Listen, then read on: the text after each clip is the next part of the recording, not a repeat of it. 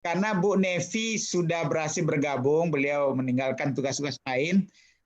Bagaimana kalau kita berikan waktu pada beliau sebagai wundo kanduang kita, wakil rakyat di DPR dan juga masih menjadi ketua penggerak PKK. Kami persilakan Bu Nevi. Ya, terima kasih Pak Fasri dan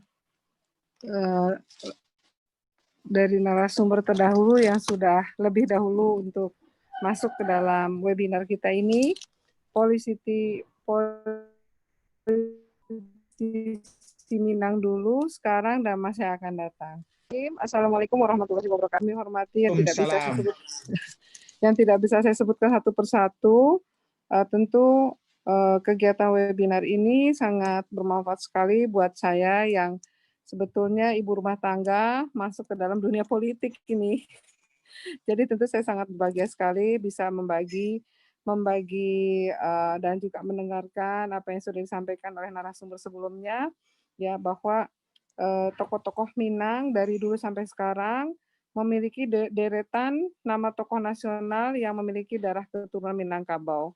Ya, kita sudah sebut saja ada Muhammad Hatta, Tan Malaka, Agus Salim, Buya Hamka, Tuanku Imam Bonjol, dan sederet nama yang di situ kita lihat bahwa ternyata Minangkabau sebagai industri otak pada masa dahulu dan bisa dijadikan referensi oleh anak cucu kemenangan kita dan pemuda-pemudi Minang pada umumnya. Yang perlu kita pahami betul bahwa kita ini memiliki filosofi yang menunjukkan bahwa kita adalah orang Minang, yaitu adat bersandi sara bersandingan kitabullah. Ini kan filosofi umum atau falsafah hidup orang Minangkabau yang baik di rantau maupun yang di ranah yang tidak bisa ditinggalkan dan terupa. Saya sendiri besar lahir di Jakarta, tapi saya ingat betul keluarga besar saya mengajarkan bagaimana adat, bagaimana sara, ya, dan walaupun kita belum memahaminya dengan baik, tapi apa yang diajarkan oleh orang tua pada masa kecil itu sangat melekat pada kita, ya, sehingga segala cara dilakukan untuk mencapai tujuannya, ya, baik materi maupun imateri, tanpa mempedulikan landasan hidup orang Minang, yakninya syarak mengato, ada memakai, yang artinya Isa mengajarkan, memerintahkan, serta menganjurkan. Sedangkan adat melaksanakan hubungan antar masyarakat dengan etika dan moral sebagai landasan dan acuan. Jadi kalau kita lihat nenek moyang kita di Minangkabau ini sangat syarat sekali dengan budaya, adat, agama menjadi satu, ya, dan itu dijadikan sebagai filosofi yang sangat dipakai oleh seorang Minangkabau sedunia dan tidak lepas dari keminangannya dimanapun dia berada. Ya, kebetulan saya dan Pak Gubernur selama ini selalu bertemu dengan orang Minang dimanapun berada.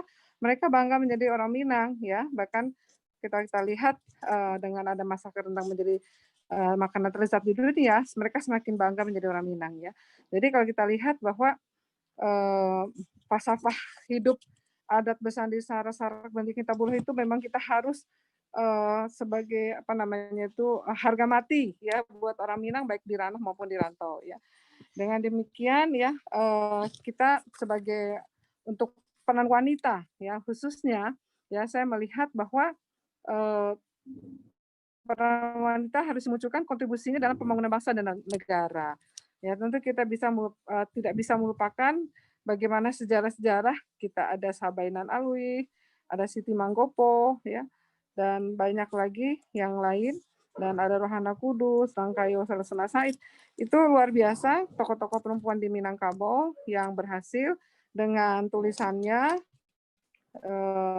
sehingga mereka menjadi pahlawan nasional, salah satunya Rohana Kudus, ya. Mengenai Rasuna Said ada hal menarik, yaitu beliau memiliki moto perempuan harus bisa menjadi pendidik di rumah, jadi di sekolah dan dimanapun dia berkontribusi zakat, tapi tidak melupakan ibu rumah tangga dan istri pada para suaminya. Untuk itu, ya, para perempuan Minang ini sangat berhasil di dunia maupun di luar rumahnya.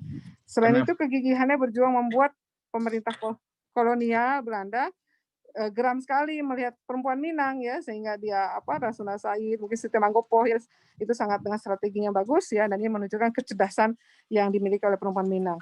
Sehingga saya melihat bahwa ternyata perempuan Minang ini terlibat ya dalam kepemimpinan ya, dalam pewarisan kepemimpinan sejak zaman dahulunya, tidak hanya sekarang saja. Jadi saya tentu sangat apresiasi kepada ibu-ibu perempuan Minang, baik di Ranah Moderator Bu Emma Yohana yang sudah berapa kali menjadi anggota parlemen, ada Ibu Fahira Hiris ya. Saya angkat jempol semua, dan ini semua adalah perempuan Minang. Saya berpikir perempuan Minang ini sangat sempurna sekali ya, pandai mengurus rumahnya dan juga pandai mengurus masyarakatnya.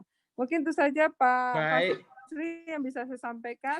Terima kasih. Wassalamualaikum warahmatullahi wabarakatuh. Waalaikumsalam warahmatullahi wabarakatuh. Terima kasih Bu Nevi.